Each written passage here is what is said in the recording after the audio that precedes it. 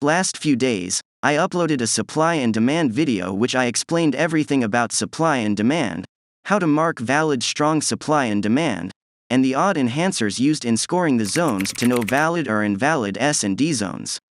This video right here is where I explained everything necessary about demand and supply, but investors are kinda curious as they ask questions like, RBT trader, you gave us just one example on the supply and demand video. Can we have more examples with more pairs on a different video?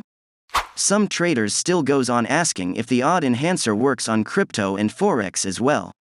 If you are asking any of these questions, just relax because I would be answering all these questions in details. But before getting into the discussion, please subscribe to my channel to know more about Forex trading and how to become a profitable trader. Without much saying, let's get into the discussion.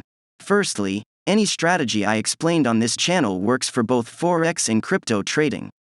Although, cryptocurrency can be tough sometimes because it's too volatile and it follows Bitcoin, but I think the supply and demand odd enhancer works for crypto pairs very well. To clear the doubts, the supply and demand trade example of today's video will be both Forex and cryptocurrency pair. So you'd know that both works well. The first pair will be Euro USD, a Forex pair. Looking at this pair from a zoomed-in angle, we can see it's at a downtrend phase. So clearly, we are looking for a selling opportunity. Now, going for the recent price action, you'd see some strong bearish candles. Most of these bearish candles are impulsive which broke major structure. So, I think this zone are what we will be looking at. Looking at the base of this zone, you can see for yourself that the base isn't strong. If you truly watch the previous supply and demand video made by me, you will understand why it is weak. Though, the base isn't strong, but I think the other odd enhancers are strong.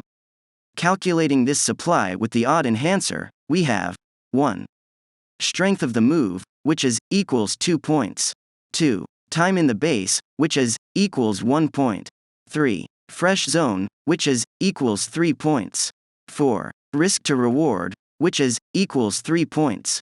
If you are lost in this process and you want to know why these levels are scored, kindly go watch this video I uploaded last week where I explained these and why the zones are scored. So you can understand this concept. Without much saying, the zones have a total of 8 points, that's above 7, which makes it a valid zone to take into consideration. So I will be marking the order block right here and using 50% of it. Without being said, my entry order and profit target would be placed right here.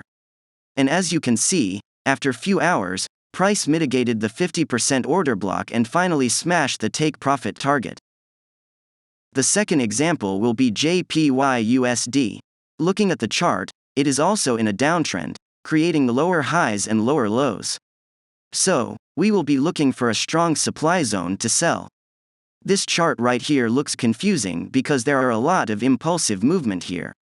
But with the law of smart money concept, this is the zone that should be taken seriously because it is the last base with bearish impulsive candles that broke major structure, so, I will be marking it out. Looking at the zone with a supply and demand concept, you can see it is a valid supply zone also. Using the odd enhancer, we have 1. Strength of the move equals 2 points. 2. Time in the base, which is equals 2 points. 3. Fresh zone, which is equals 3 points. This is liquidity and it didn't mitigated the order block. 4. Risk to reward, which is equals 3 points. Total of these are 10 points. So for me, this zone is a high probability zone that should be taken into consideration. Placing an entry order at the 50% order block and targeting a 1 to 3 risk to reward target, price action mitigated it after few hours and smashed the take profit target. The last example will be a crypto pair, which will be Solana. Looking at the pair from a zoom-in angle, of course you can also see it is at a downtrend phase. So, we'd still be looking for a selling opportunity. The first zone, as we can see, has mitigated already and went down. So, we will be looking at the second zone. The second zone looks good, so let's score it using the odd enhancers. 1. Strength of the move is equals 1 point. 2. Time in the base is equals 2 points. 3. Fresh zone is equals 3 points.